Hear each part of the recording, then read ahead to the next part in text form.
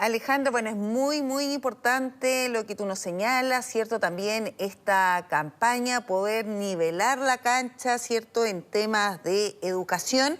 Y te quería preguntar, ¿cómo han observado ustedes desde la Fundación 2020 precisamente los hechos que se han dado en algunos liceos emblemáticos acá en la región metropolitana de violencia? Sí.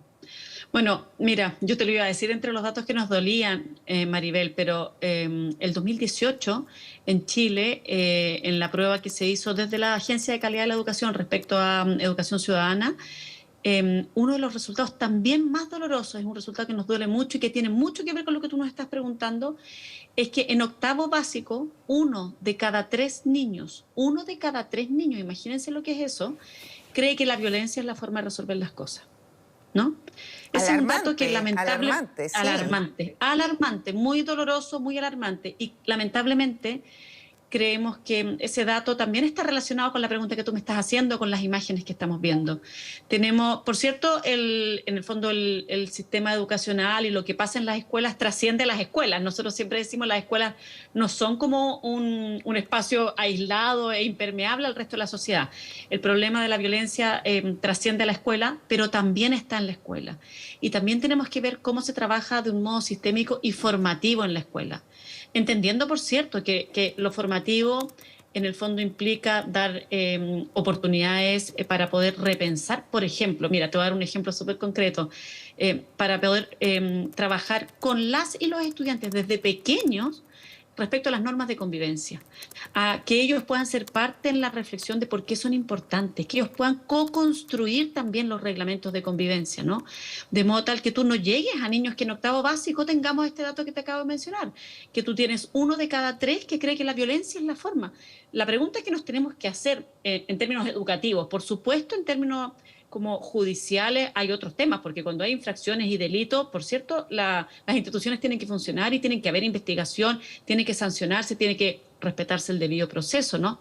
Pero en términos educativos la pregunta es, ¿en qué hemos fallado? Que no hemos podido enseñarles a las y los estudiantes que las diferencias, las legítimas demandas que pueden haber, no se abordan a través de la violencia. La violencia no es el camino.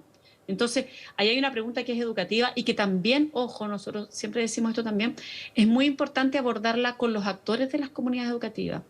Eh, Eso Esto te implica quería que tenemos preguntar, Alejandra, porque también todos estos episodios tensionan el aula de clases a los profesores también. totalmente y legítimamente, Mm. legítimamente, ¿no? Y adicionalmente es muy legítimo que se tensione porque en el fondo las comunidades están enfrentadas a una situación muy crítica y las comunidades educativas tienen que ser espacios seguros, espacios de acogida. En el fondo la investigación en esto también es bien contundente en que uno enseña y el aprendizaje se produce, se genera en espacios donde tú estás como muchas veces reflexionando, conversando respecto a lo que estás enseñando, pero también es fundamental que la experiencia de la comunidad educativa sea coherente con eso. Entonces, voy a poner un ejemplo. Si estamos enseñando respecto, por ejemplo, a conductas de ciudadanía, de convivencia, si uno tiene un discurso que va en una línea, pero luego la experiencia formativa que tienen las y los estudiantes va en otra línea, lo que pesa es la experiencia. ¿Qué implica eso? Que tenemos que trabajar con los equipos docentes, con los equipos directivos, para que ellos puedan construir entonces unas comunidades que sean consistentes con el discurso que tenemos de, por ejemplo, sociedades más inclusivas, comunidades que valoran y respetan, reconocen la diversidad, la valoran. Pero eso tiene que darse en un contexto en que eso también está siendo vivido por las y los Mm. actores. Nosotros tuvimos una campaña muy bonita que era Emociones Primero, en el contexto de la pandemia, porque pudimos identificar muy desde el comienzo el impacto que estaba teniendo en términos socioemocionales la pandemia en los niños, en las comunidades educativas. Y ahí decíamos siempre que es importante que los equipos directivos, los equipos docentes se cuiden para poder cuidar a las y los estudiantes.